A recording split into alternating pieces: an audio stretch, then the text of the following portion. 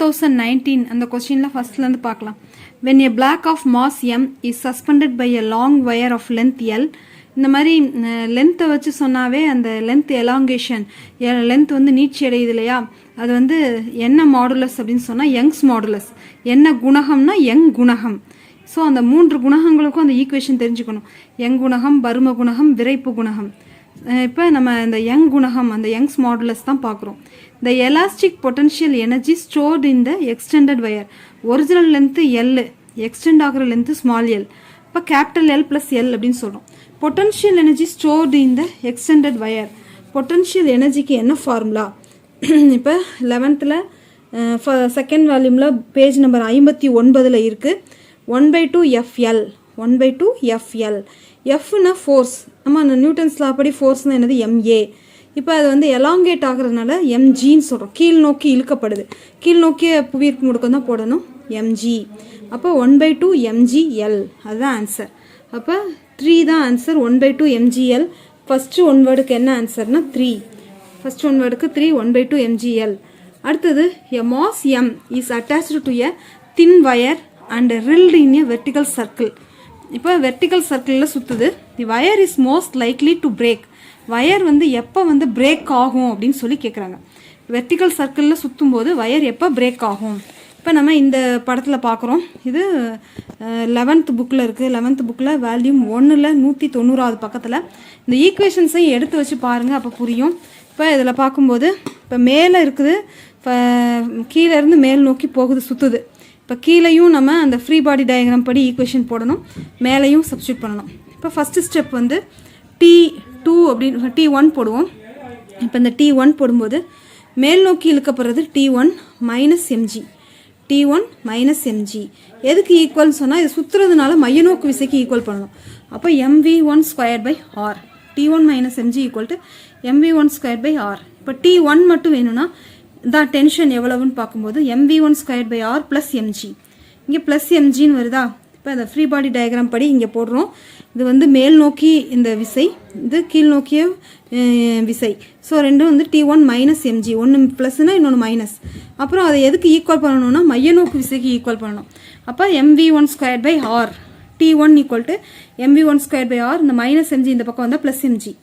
இப்போ மேலே இருக்கும்போது ரெண்டுமே வந்து ஒரே மாதிரி கீழ் நோக்கி செயல்படுது, ஒரே டைரக்ஷனில் செயல்படுறதுனால இது ப்ளஸ்ன்னு தான் போடணும். T2 plus MG equal to mv2/r. இப்போ T2 மட்டும் வேணும்னா mv2/r மைனஸ் MG. இங்கே வந்து டென்ஷன் குறைவு எங்கன்னா மேலே. ஸோ எங்கே வந்து டென்ஷன் அதிகம்னா கீழே லோயஸ்ட் பாயிண்டில். அப்போ என்ன ஆன்சர் வரும் அப்படின்னு சொன்னால் அவங்க கேட்டிருக்கிறது mass is at highest point, the wire is horizontal, the mass is at lowest point.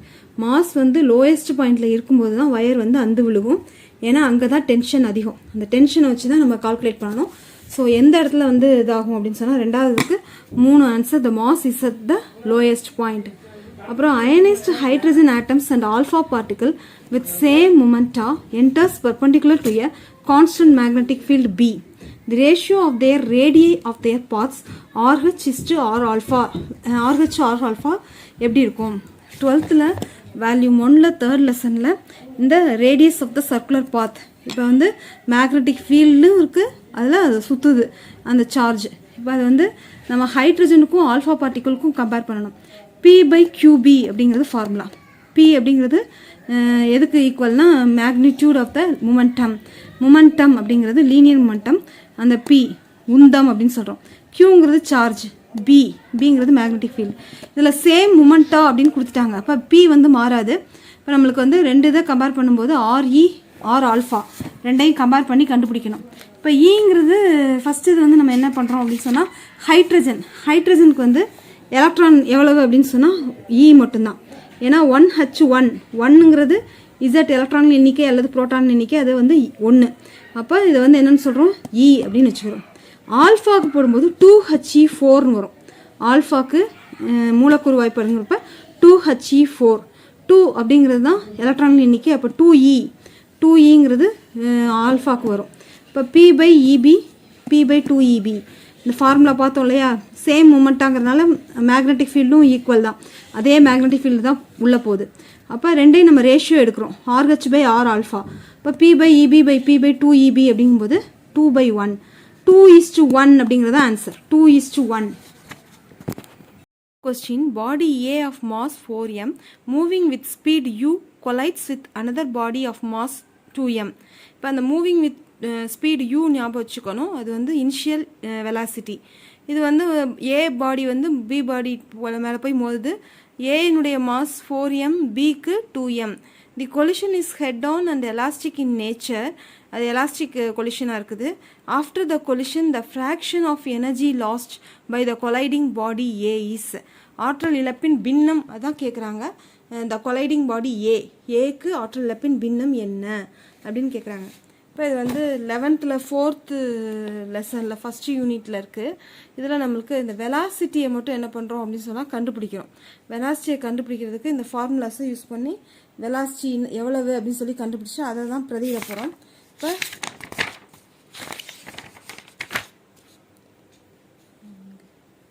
இப்போ இங்கே இருக்குது V2 = 2m1 by m1 plus m2 u1 plus m2 minus m1 by m1 plus m2 u2ன்னு இருக்கா. இந்த இதை வந்து வெலாசிட்டிக்கு எடுத்துக்கிறோம். வெலாசிட்டிக்கு இதை எடுத்துகிட்டு அதுக்கப்புறம் ஆற்றல் இழப்பின் பின்னம் கண்டுபிடிக்க போகிறோம். ஸோ V2 = இந்த ஈக்குவேஷன். V2ங்கிறது என்னது, ரெண்டாவது பாடியினுடைய ஃபைனல் வெலாசிட்டி தான் என்னது V2. இப்போ நம்ம ஃப்ராக்ஷன் ஆஃப் எனர்ஜி லாஸ்ட் அப்படின்னு சொன்னால் final energy by initial energy. இப்போ ரெண்டு பாடிஸ் இருக்குது, 4m mass 2m mass. Before collision, after கொலிஷனுக்கு அப்புறம் ஏ பாடி வந்து பியில் வந்து மோதுது. இப்போ நம்மளுக்கு final energy by initial energy வேணும். எனர்ஜி அப்படிங்கிறப்ப அது கைனட்டிக் எனர்ஜி. இப்போ ½m2v2² by ½m1 u1². இப்போ V2 கண்டுபிடிக்கிறதுக்கு இப்போ பார்த்தோம் இல்லையா ஃபார்முலா, அதை எடுத்துக்கிறோம். 2m1 by m1 plus m2 u1 plus m1 minus m2 by m1 plus m2 u2. இதில் m1 வந்து 4m, m2 2m. u1 initial velocity uக்கு ஈக்குவல், u2 ஃபைனல் வெலாசிட்டி வந்து 0. அது மோதிடுச்சு. மோதினதுக்கு அதாவது ரெண்டாவது பொருள் நிலையாக தான் இருக்குது, முதல் பொருள் தான் போய் மோதுது. அதனால் முதல் பொருளினுடைய தொடக்க திசைவேகம் தான் எடுத்துக்கணும். இப்போ அதே மாதிரி இரண்டாவது பொருளின் இறுதி திசைவேகம் எடுத்துக்கணும். அந்த முதல் பொருளுக்கு இறுதி திசைவேகம் தேவையில்லை. ஃபஸ்ட்டு பொருள் மூவ் ஆகி ரெண்டாவது பொருள் மேலே போய் மோதுது. அதனால் ஃபஸ்ட்டு பொருளுக்கு இனிஷியல் வெலாசிட்டி, ரெண்டாவது பொருளுக்கு ஃபைனல் வெலாசிட்டி. அதனால் V2ன்னு வச்சுக்கிறோம். இப்போ நம்ம m1 = அதெல்லாம் போட்டாச்சு. u1 uன்னு வச்சுக்கிறோம், u2 0ன்னு வச்சுக்கிறோம். இப்போ இதில் பிரதியிடும்போது u2 0ன்னா இந்த ரெண்டாவது டேர்ம் ஃபுல்லாக போயிடும், ஃபஸ்ட்டு டேர்ம் மட்டும்தான் இருக்கும். 2 of m1 இப்போ தான் 4m by 4m plus 2m into u அப்படின்னு வரும். இப்போ 8m by 6m into u, m cancel ஆயிரும். 8 by 6u அப்படின்னு இருக்கும். அதை அடித்தோம்னா 4/3uங்கிறது தான் V2. இப்போ நம்ம ஃபைனல் எனர்ஜி ஃபார்முலாவில் 1/2 m2 v2² by 1/2 m1 u1². அந்த m2க்கு பொதுவாக 2m அப்படின்னு போடணும். m1க்கு பொதுவாக 4m ஃபஸ்ட் பொருளின் மாஸ். அப்புறம் u1க்கு பொதுவாக uன்னு போடணும். V2க்கு இப்போ கண்டுபிடிச்சதை போடணும். இப்போ நம்ம போட்டோம்னா 1/2 into 2m 4/3 the whole square u² by 1/2 4m u². u² 1/2 எல்லாம் கேன்சல் ஆயிரும். 2 into 16/9/4ன்னு வரும். அதை அடித்தோம்னா 8/9. அப்போ இந்த ரேஷியோ எவ்வளவு அப்படின்னு சொன்னால் 8/9 அப்படிங்கிறது தான் ஆன்சர். 8/9 அப்படிங்கிறது தான் இந்த 4th கொஸ்டினுக்குரிய ஆன்சர். ஸோ இதில் வந்து செகண்ட் தான் ஆன்சர். 4th செகண்ட் தான் answer. Body A of mass colliding body ஏல மூவ் ஆச்சு அப்படின்னு சொன்னால் ஃப்ராக்ஷன் ஆஃப் எனர்ஜி லாஸ்ட் எவ்வளோன்னா 8/9. அடுத்தது in a double slit experiment when light of wavelength 400 nanometer was used, the angular width of the first minima formed on a screen placed 1 meter away was found by 0.2 degree. What will the angular width of the first minima if the entire experimental apparatus immersed in water, mu water = 4/3? இப்போ Young's எக்ஸ்பெரிமெண்ட்லேருந்து கண்டுபிடிக்கிறது. இதில் வந்து ஏர்னால் உருவாகக்கூடிய pant with, அப்புறம் வாட்டரில் immerse பண்ணதுக்கப்புறம் உருவாகக்கூடிய pant with பார்க்கணும்.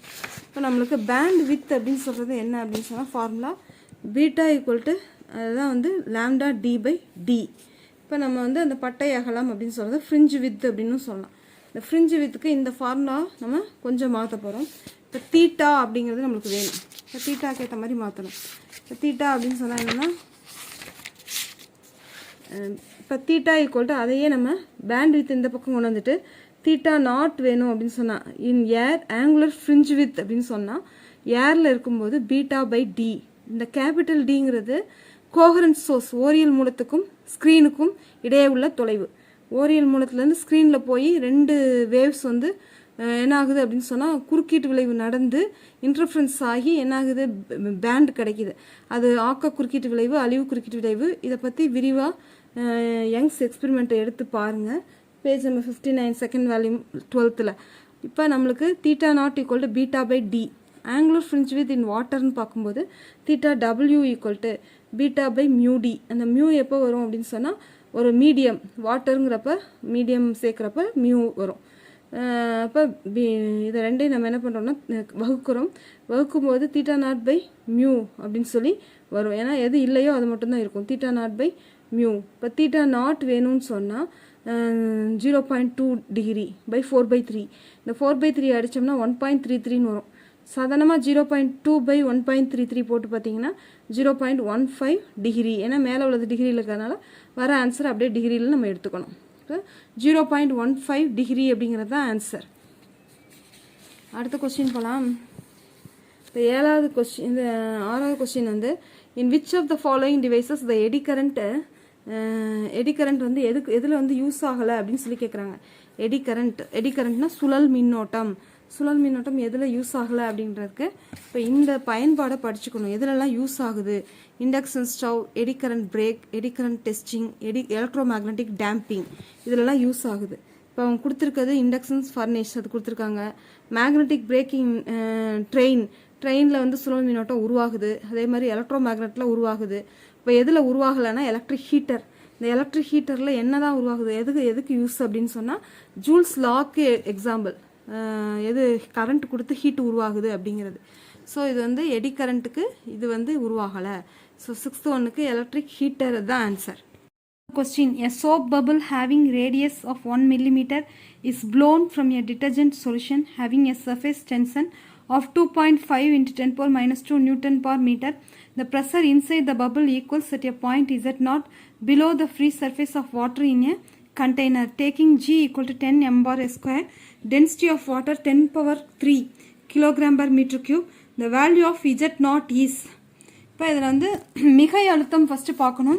அதுதான் நம்ம எக்ஸஸ் ப்ரெஷர் அப்படின்னு சொல்கிறோம். அந்த மிகை அழுத்தத்துக்குரிய ஃபார்முலா என்ன அப்படின்னா, அதாவது delta P equal to 4T/R. Delta P equal to 4T/R.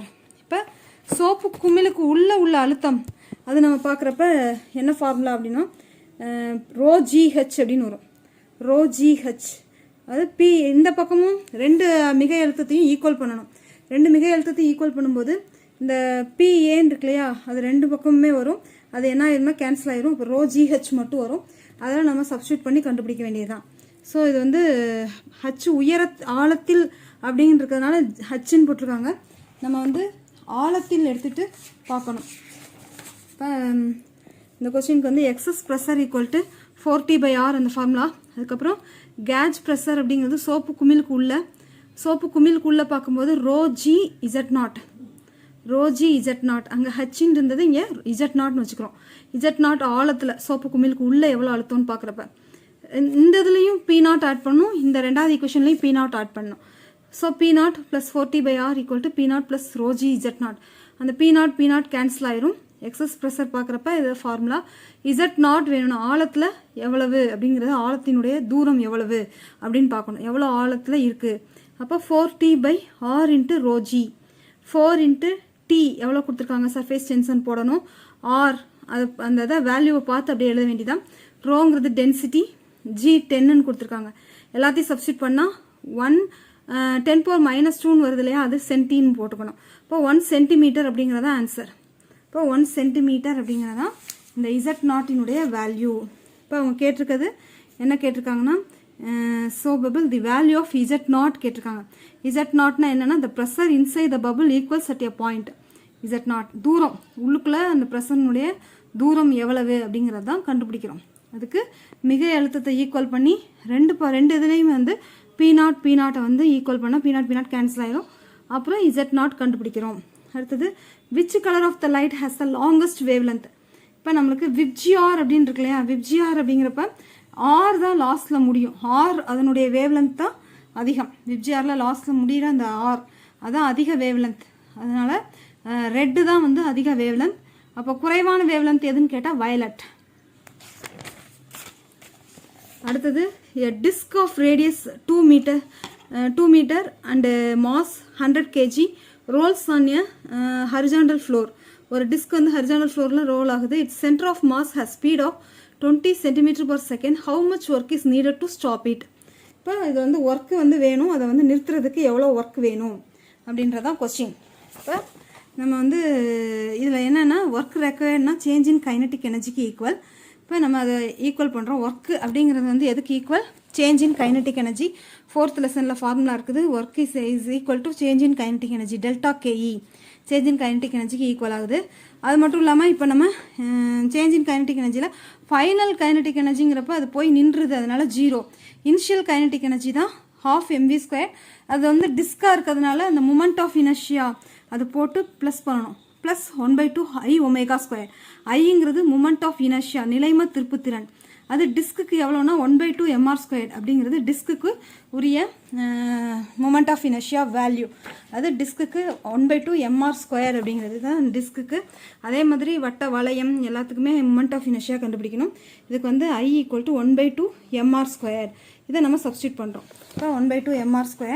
இப்போ 1/2 mv² ப்ளஸ் 1/2 அந்த ஃபார்முலா படி ஐயில் 1/2 mr² போடுறோம். ஒமேகா நேர்கோட்டு திசைவேகத்தை வச்சு சொன்னால் v/rன்னு வரும். இப்போ v²/r², r² கேன்சல் ஆயிரும். அந்த 1/2 பெருக்குனா 1/4ன்னு வரும். ஸோ அதை 4 காமன் எடுத்தால் 3/4 mv² அப்படின்னு வரும். இந்த m வந்து எவ்வளோன்னா 100, v வந்து 20 × 10⁻², the whole square. எல்லாத்தையும் பிரதியிடும்போது 3/4 100 வந்து 10² போடுறோம். 40 வந்து 4 × 10² × 10⁻4. அந்த 10² அந்த 2 ஸ்கொயர்டும் 10⁻4 கேன்சல் ஆயிரும். 4 கேன்சல் ஆகிடும். 3 ஜூல்னு வரும். திருப்பி இதை வந்து இதில் சப்ஸ்டியூட் பண்ணோம்னா இனிஷியல் எனர்ஜி மைனஸ் ஃபைனல் எனர்ஜின்னு தானே இருக்குது ஃபார்முலா. அப்போ இனிஷியல் எனர்ஜி மைனஸ் ஃபைனல் எனர்ஜின்னு போடும்போது என்னவாகும் அப்படின்னு சொன்னால் 0 - 3J அப்படின்னு வரும். இப்போ -3 ஜூலுங்கிறது ஆன்சர். Final energy 0. இப்போ இனிஷியல் எனர்ஜி தான் நம்ம போட்டிருக்கோம். நம்ம சப்ஸ்டியூட் பண்ணும்போது டபிள்யூவில் ஃபைனல் எனர்ஜி மைனஸ் இனிஷியல் எனர்ஜின்னு வரும். ஃபைனல் எனர்ஜி மைனஸ் இனிஷியல் எனர்ஜின்னு போடும்போது 0 - இதை போடும்போது -3 ஜூல் அப்படிங்கிறத ஆன்சர். இதுதான் 9th கொஸ்டினுக்குரிய answer. The question, the displacement of a particle executing simple harmonic motion is given by. இதில் simple harmonic motion அவங்களே ஈக்குவேஷன் கொடுத்துருக்காங்க. y = a0 + a sin ωt + b cos ωt அப்படின்னு கொடுத்துருக்காங்க. இப்போ இந்த சிம்பிள் ஹார்மோனிக் மோஷன் அப்படின்னு சொன்னால் என்ன தமிழ் அப்படின்னா தனி சீரிசை இயக்கம் அப்படின்னு அர்த்தம். தனி சீரிசை இயக்கத்துக்கு y = a sin ωt. இடப்பெயர்ச்சிக்கு இதுதான் ஃபார்முலா. இப்போ அவங்க கொடுத்துருக்கிறது a0 sin ωt, a0 + a sin ωt + b cos ωt அப்படின்னு கொடுத்துருக்காங்க. ஸோ அந்த இதுபடி தான் நம்ம ஈக்குவேஷன்ஸ் எடுத்துக்கணும். இப்போ அதில் வந்து நம்ம இந்த ஈக்குவேஷன் சப்ஸ்டியூட் பண்ண போகிறோம். இப்போ y dash equate simple harmonic motion அப்படிங்கும்போது y டேஷ்னு வைக்கும்போது y - a0. இப்போ y - a0னா அந்த a0 கேன்சல் ஆயிரும். அப்போ a sin ωt + b cos ωtன்னு வரும். இந்த மாதிரி சைனும் காசும் இருந்ததுன்னா ரிசல்டன்ட்டுக்கு இதுதான் ஃபார்முலா. இப்போ இதுக்கு என்ன ஃபார்முலானா √(a² + b² + 2ab cos θ). இந்த சைன் காஸ் வச்சு இருக்கும்போது இந்த ஃபார்முலா தான் வரும். அதை வந்து நீங்கள் அந்த வெக்டர்களின் முக்கோண விதியில் எடுத்து பார்த்தா தெரியும். ஸோ ரிசல்டன்ட்டுக்கு என்ன formula √(a² + b² + 2ab cos θ). இதில் இருந்தால் நம்ம ரிசல்டன்ட் ஆம்பிளிடியூட் கண்டுபிடிக்கணும். a² + b² + 2ab cos 90 degree. cos 90 வந்து 1ன்னு ஆயிரும். இப்போ √(a² + b²) அதுதான் ஆன்சர். √(a² + b² அப்படிங்கிறது தான் ரிசல்டன்ட் ஆம்பிளிடியூட். ஆம்பிளிடியூட்னா வீச்சு, வீச்சுனா பெருமை இடப்பெயர்ச்சின்னு அர்த்தம். மேக்ஸிமம் டிஸ்பிளேஸ்மெண்ட் அப்படின்னு அர்த்தம். ஸோ இதுக்கு வந்து √(a² + b²). அப்புறம் 11th question, 2 similar thin equal equiconvex lenses. 2 lenses வந்து ஃபோக்கல் லென்த்து ஈச் எஃப் அப்படின்னு வச்சுக்கிறோம். இதை வந்து ரெண்டையும் காண்டாக்ட் பண்ண வச்சு அதுக்கப்புறம் அதுக்கு நடுவில் வந்து கிளிசரின் சேர்க்குறோம். ஃபஸ்ட்டு வந்து காண்டாக்ட் பண்ணும்போது அதனுடைய ஃபோக்கல் லென்த் கேபிட்டல் F1 ஆகுது. when the space between the two lenses is filled with glycerine fill பண்ணும்போது அதனுடைய ஃபோக்கல் லென்த் F2 அப்படின்னு இருக்கு. ஸோ F1 = F2 எவ்வளவு அப்படிங்கிறத கேட்குறாங்க. ஸோ ஃபஸ்ட்டு காண்டாக்ட் பண்ணும்போது F1, அடுத்தது கிளிசரின் வைக்கும்போது F2. கிளிசரின் அந்த 2 லென்ஸுக்குள்ளே அந்த கேப்பில் வைக்கிறப்ப இப்போ ஃபோக்கல் லென்த் வந்து 2 லென்ஸ் இருக்கும்போது 1/f = 1/f1 + 1/f2. இப்போ இந்த ஃபார்முலா படி அப்ளை பண்ணுறோம். ஃபஸ்ட் வந்து நம்ம அந்த F1 அவங்க கொடுத்துருக்கிறது எவ்வளவு அப்படின்னு சொன்னால் ரெண்டும் வந்து இன் காண்டாக்ட் தொடும்போது எவ்வளோ ஆகும்னா F1 = F/2 அந்த ஹாஃபாக தான் ஆகுது. ஒரு ஹோல் இது வந்து ரெண்டும் காண்டாக்ட் பண்ணும்போது ஒரு ஹாஃபாக மாறுது. திருப்பி அதுக்கு நடுவில் கிளிசரின் வைக்கும்போது அது திருப்பி ஹோலாக மாறுது F. இப்போ F1/F2ன்னு போகும்போது ஸ்மால் f/2/f அப்படின்னு வரும். அந்த FF கேன்சல் ஆச்சுன்னா 1/2 அப்படிங்கிறத ஆன்சர். 1/2 அப்படிங்கிறத ஆன்சர். ஸோ இதுதான் வந்து அடுத்தது வந்து 12th ஒன் வேர்டு 12வது one word increase in temperature of a gas filled in a container would lead to. Increase in temperature வந்து கேஸ்க்கு இன்க்ரீஸ் பண்ணுறோம் அப்போ கண்டெய்னரில். அப்போ எது வந்து இன்க்ரீஸ் ஆகும் எல்லாத்தையும் பார்க்குறோம். 4 option increase in mass, increase in kinetic energy, increase in pressure, decrease in pressure, decrease in intermolecular distance அப்படி இருக்குது. இப்போ நமக்கு வெப்பநிலை அப்படிங்கிறதனுடைய விளைவு பார்க்குறோம். இது வந்து இந்த கேஸ் மாலிகுல்ஸினுடைய அந்த லெசனில் பார்க்குறப்ப வெப்பநிலையின் விளைவு. வெப்பநிலை அதிகமாக்குனா என்ன ஆகுது அப்படின்னு சொன்னால் வெப்பநிலை அதிகரிக்கும் போது மூலக்கூறுகள் அக ஆற்றல் அதிகரிப்பால் வேகமாக அதிகரிக்கும், திசை வேகம் அதிகரிக்கும். நீங்கள் திசை வேகம் அப்படிங்கிற மாதிரி ஆப்ஷனில் கொடுக்கல. திசை வேகம் அதிகரிச்சிச்சுன்னா எது அதிகமாகும்னா kinetic energy.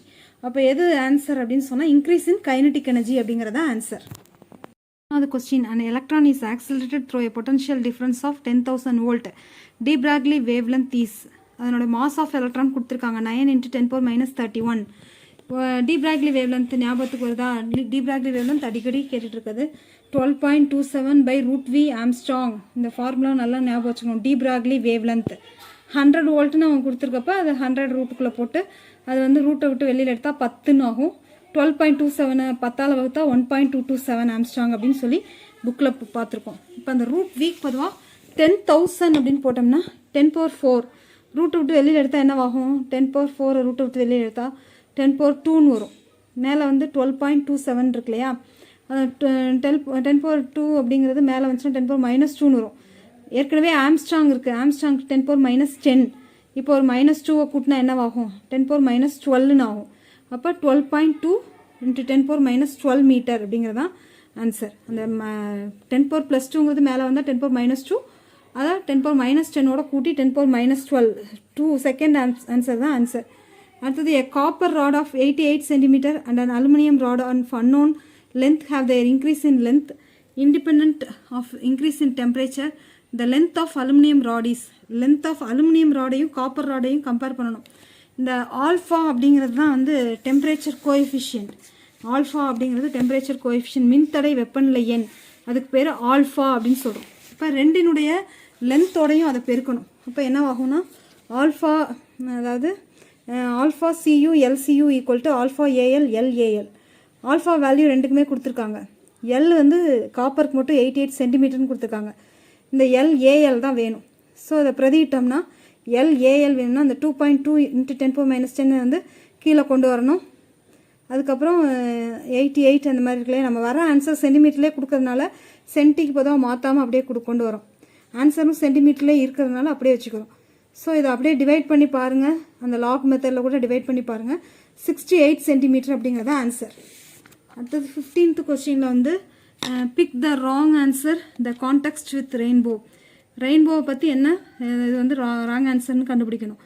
when the light rays undergo two internal reflections in a water drop, a secondary rainbow is formed. first rainbow secondary rainbow இருக்கு. லைட் ரே வந்து undergo two internal reflectionக்கு உட்படும்போது, ரெண்டு மூலாக எதிரொலிப்புக்கு உட்படும்போது செகண்டரி ரெயின்போ, இது correct. Order of colours is reversed in the secondary rainbow. அப்படியே செகண்டரி ரெயின்போவில் ஃபஸ்ட்டு ப்ரைமரி ரெயின்போவை விட அப்படியே ரிவர்ஸில் உருவாகும், அதுவும் கரெக்ட். அடுத்து 4th ஆன்சர் பார்த்துட்டு 3rd பார்ப்போம். Rainbow is a combined effect of dispersion, refraction and reflection of sunlight. Sunlight வந்து சிதறல், ஒளி விலகல், எதிரொலிப்பு, இதனால தான் என்ன ஏற்படுதுன்னா ரெயின்போ ஏற்படுது, இதுவும் கரெக்ட். அப்போ 3rd answer, an observer can see a rainbow when his front in towards the sun. அவர் வந்து ரெயின்போவை பார்க்குறாரு, அவர் முன்னாடி இருந்துட்டு டுவர்ஸ் த சன்னை பார்க்கும்போது உருவாகுது அப்படிங்கிறது தவறு. அது தண்ணியில் நீர்த்துளிகளோடைய சன்லைட் என்ன ஆகுதுன்னு சொன்னால் இன்டர்னல் ரிஃப்ளெக்ஷனுக்கு உள்ளாகும்போது ரெயின்போ உருவாகுது. அது ரெண்டு இன்டர்னல் ரிஃப்ளெக்ஷன் ஆகும்போது செகண்டரி ரெயின்போ உருவாகும் அப்படிங்கிறது தான் ரெயின்போ பற்றி கரெக்டான உண்மை. அப்போ 3rd ஆப்ஷன் தான் தப்பு.